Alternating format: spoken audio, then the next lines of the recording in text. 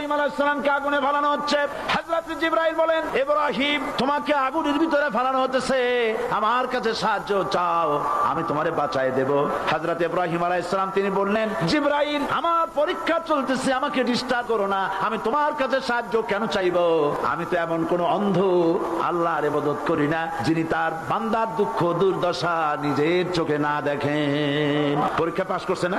হযরত ইব্রাহিম বলেন, শোনো জিবরাইল, আমি যদি আগুনের ভিতরে পড়ে যাই আর আগুনে পুড়ে যদি ভস্ম হয়ে যায়, আমার আল্লাহ যদি এতে খুশি হন, তাহলে আমি আমার রব্বুল আলামিনকে খুশি করার জন্য এভাবে 1000 বার ফুটতে আমি রাজি আছি। ইব্রাহিম আলাইহিস সালাম আগুনের ভিতরে পড়ে গেলেন। আল্লাহ রাব্বুল আলামিন আগুনের প্রতি নোটিশ করে দিলেন, ইয়া নারু কুনি বারদাও ওয়া সালামান আলা ইব্রাহিম। আগুন আমার ইব্রাহিমের জন্য শান্তিদায়ক, ঠান্ডা হয়ে যা।